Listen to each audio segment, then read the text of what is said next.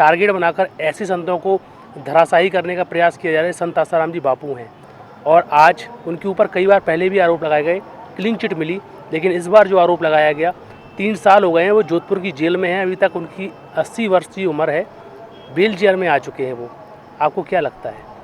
दरअसल मैं ये मानता हूँ कि बहुत मतलब हमारे यहाँ का जो मीडिया है उसकी भूमिका भी बड़ी संदिग्ध है। और जो हमारे यहाँ शासक होता है, गोस्वामी तुलसीदास जी महाराज ने कहा है कि जो शासक है तो बोले कैसा होना चाहिए। गोस्वामी जी कहते हैं कि मुखिया मुख सम चाहिए, खान पान सोएक।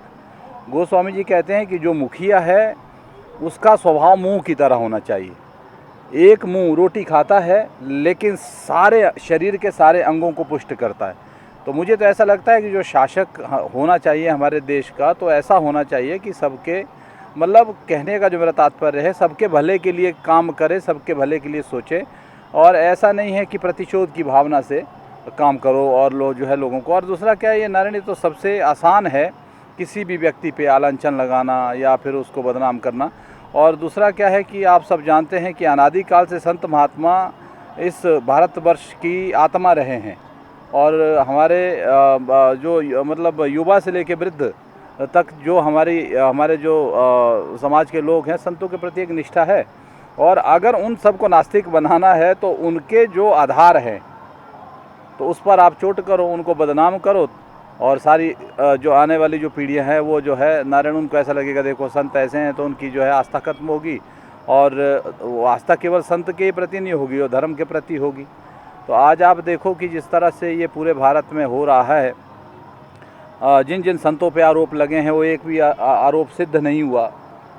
और ये बहुत मतलब दुख की बात है कि प्रतिशोध की भावना से और जो ईसाई समर्थक लोग हैं और जो मतलब जो है मुस्लिम समर्थक लोग हैं, तो उन लोगों के द्वारा। और सबसे दुख तो ये होता है कि हमारे ही लोग, हमारे हिंदू भाई ही कुछ सस्ती लोकप्रियता पाने के लिए तरह तरह का जो है इन लोगों का सहयोग करके अपने ही धर्म को नष्ट करने पर तुले हुए हैं।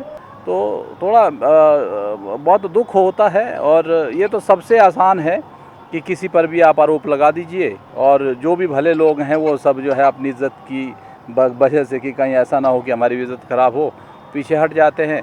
और एक मैं और बात कहना चाहूँगा, थोड़ा दुख होता है कि हमारे जो सनातन धर्म के जो समर्थक जो संगठन है वो भी उसमें कोई बड़ी भूमिका नहीं निभाते हैं। अगर कोई हल्का सा किसी पर कोई आरोप लगा तो नारायण वो सब पीछे हट जाते हैं और उनको अकेले छोड़ देते हैं। आज स्वामी आसीमानंद जी अकेले खड़े हैं और प्रज्ञा ठाकुर अकेली खड़ी हैं, और भी जिन पर आरोप है, आसाराम अकेले खड़े हैं, नित्यानंद आदि के, हमारे शंकराचार्य, कई लोगों पे आरोप लगे तो सब अकेले खड़े हैं। तो कोई उनके समर्थन में आता ही नहीं है। तो ये कम से कम ये कहता हूँ कि जो कम से कम हमारे सनातन धर्म के जो समर्थक हैं, जो संगठन, उनको ऐसे में थोड़ा आगे आके पहल करनी चाहिए। इससे क्या होता है, मनोबल और टूटता है। जो भले लोग अपनी संस्कृति को बचाने के लिए अगर कुछ करते हैं और उन पर ऐसे आरोप लगते हैं तो नारायण उनकी जब कोई सहायता नहीं होती है तो